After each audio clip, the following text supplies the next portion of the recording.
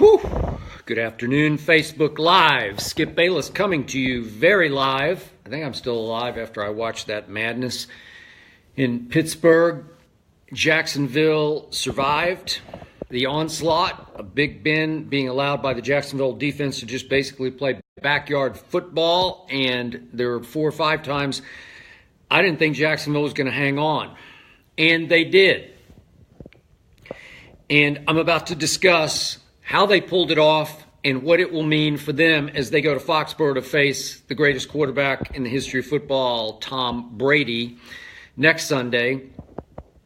Some thoughts on this one. On Undisputed, and you can see us live, and we are on live tomorrow. No holiday for us. We are live tomorrow from 9:30 to noon Eastern Time. As always, me versus Shannon Sharp, with several guest commentators. I'm not sure exactly what the parade of commentators will be tomorrow, but I remember on Friday, Greg Jennings on Undisputed called Blake Bortles trash. I said, "Are you calling him trash?" He said, "Yeah, he's trash." And all week long on Undisputed, I said, wait a second, I'm not saying I'm the biggest Blake Bortles fan. I'm just saying he's not garbage. He's not trash. He's not a punchline. He had a QBR for the season that scale of 0 to 100, ranks your whole quarterback performance, both running and throwing. His QBR was 56, which is a little above average, and it was better than Mariota and Kirk Cousins and Eli, and I could go on and on. There were 6 or 8 pretty good quarterbacks who didn't have a QBR as high as Blake Bortles. 21 touchdowns to 13 interceptions. And I kept saying, I am picking Jacksonville to upset the Pittsburgh Steelers because I think Jacksonville's just better than Pittsburgh. Pittsburgh's been a troubled team all year. They've been looking ahead to their rematch with New England for weeks. Mike Tomlin went on record before the New England game in December at Pittsburgh, saying to Tony Dungy on NBC, it's going to come down to us and the Patriots. It's just a matter of whether it's in our house or their house. Obviously, the Patriots won in their house, so it was going to be in Tom Brady's house next Sunday. And they were looking ahead. Mike Mitchell said, we will win the rematch. And, of course, Le'Veon Bell last week was talking about his contract status and what he wants and how he will not play anymore for the franchise tag, and this team just seemed troubled and distracted all year long. I didn't like how it shaped up, but it has lots of weapons. It's a flying circus of weapons, and it has a quarterback who, if you let him play backyard football, he is really good. He is the best in the business at playing backyard football, and that's what Jacksonville did today. The shock to me was that Jacksonville couldn't get much pressure on Big Ben Roethlisberger. Now, he can shrug off pressure about as well as anybody, but they didn't generate a lot of 4-man rush pressure. And Big Ben Roethlisberger piled up, going on 600 yards of total offense. My goodness, that doesn't bode well when you go up to Tom Brady. I thought Ben just picked him apart. Man, they had almost 600 yards. He had, 460-odd yards passing? That doesn't bode well. So the game came off much differently than I thought. I thought it would be a lower-scoring game in the freezing cold in Pittsburgh. And Jacksonville feasted, obviously, off early play by Blake Bortles. Remember, Blake Bortles today went 8 of 14 on third down. Wow. 8 of 14.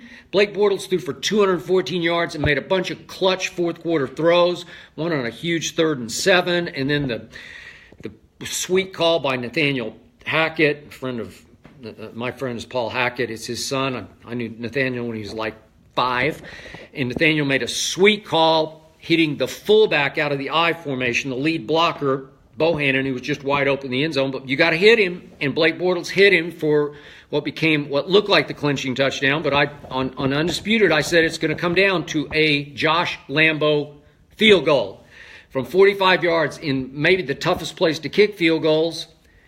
He nailed it right down Broadway, and that was the end of the Pittsburgh Steelers because I knew they were going to come back and score another touchdown. So what was the final score? 45-41. Who could have ever imagined?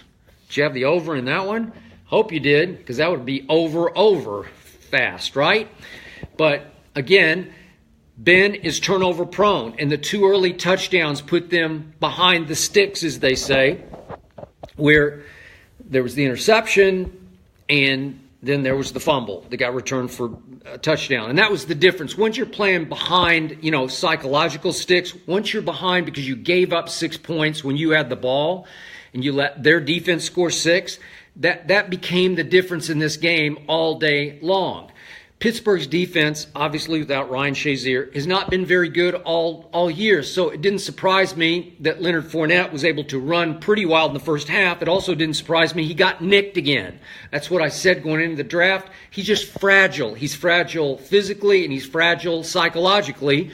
And I'm sure they were not happy that he appeared. I couldn't even see the ankle turn, but he just was tweaked, I don't know if I can go. I got to go to the locker room. Baloney, you do. And then he came back and he was just fine. Maybe he had to take an injection. I have no idea. But it didn't look like he was that hurt. You got to suck it up. This is it, man. This is your shot. This is to get to the AFC Championship game in Foxborough. And he came back to his credit. Didn't run quite as well in the second half. Was starting to tiptoe a little bit.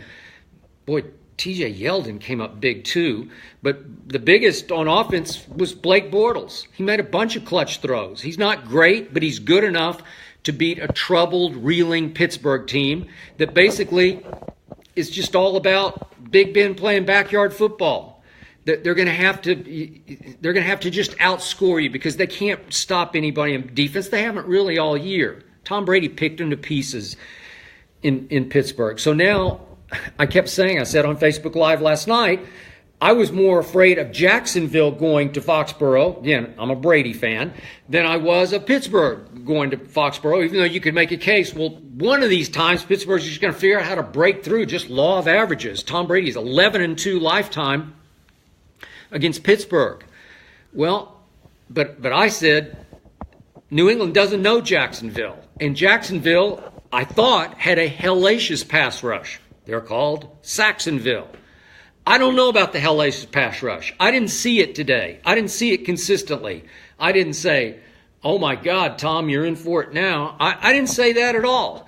In fact, with Big Ben and company putting up 41 and, going on, almost 600, going on 600 yards of total offense, now I like Brady's chances a whole lot more. Now I think this is a pretty good matchup because you got a young team, maybe a little happy to be there, a team that didn't tackle all that well today, got away with 2 big pass interferences that should have been called, one on a 4th down and one on the deep throw that should have been called late in the game. But I don't know. They just couldn't stop Roethlisberger at all. They couldn't get pressure. They couldn't cover. I don't know. I sort of like it now because now it's Jacksonville just happy to be there. And now there's no incentive of a team disrespecting Blake Bortles or Jacksonville's chances. There's nobody saying, we want so-and-so instead of Jacksonville. Well, that's over. So all the incentive, all the confidence of having gone to Pittsburgh and won 30-9 earlier this year is gone. There's no history here between these teams. It's just a young team, a coming-of-age defense that obviously has not yet come of age, going up to Foxborough. I don't want to say love because I don't want to jinx, but I like Tom Brady's chances. He was masterful last night. And again, Pittsburgh's just going for broke today. They went for it 6 times on 4th down, but they missed on 2 key ones. So again, I'm not shocked at all that Jacksonville beat a flawed, troubled, reeling Pittsburgh team that might just come apart now. I don't know what's going to happen to Le'Veon. I don't know what Ben, if he's going to second guess whether he wants to keep doing this or not. Should I retire? Have I had enough? Have I been beat up too much? I don't know. They just seem like it was just wrong. And finally, Mike Tomlin. I love him as a guy. I love to watch him. I love to listen to him. I've always said, if I could play in the NFL, I'd want to play for Mike Tomlin. But that was a blunder today. And he has a lot of coaching blunders, and he gets away with it because the media loves him. But you can't onside that soon. What was it, 2:18 left? Just way too much time left. They can't stop you. Just go ahead. You're going to stop them before they're going to stop you. Are you that afraid of Blake Bortles? You can't be. He had a hot hand in the fourth quarter, but again, he's not a great player. He was just good enough. But if you put the heat right back on him again and punt him deep, you're going to get the ball back, and they're not going to be able to stop you. So that was a mistake. And then not only that, but you give him a short field to go get the field goal. Didn't take much for Blake Bortles to set up the field goal. Big mistake by Mike Tomlin. Troubled team. Bad year. You could see the signs all year. And now I saw flaws in the Jacksonville defense I didn't see all year. I thought this was the best defense in pro football, and now I got to believe it's Minnesota's. Minnesota statistically was number one. I kept saying eye test was Jacksonville. No, it's probably Minnesota's. I went with my third upset of the 4 games.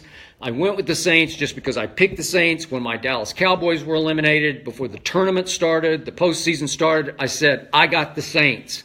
This is the tough one, obviously. This one's going to be tougher than their ability to go win at Philadelphia, to me. So here we go. I'll stick with the upset. I don't love my pick as much as I love the Eagles winning at home as an underdog and Jacksonville winning at Pittsburgh as a big underdog.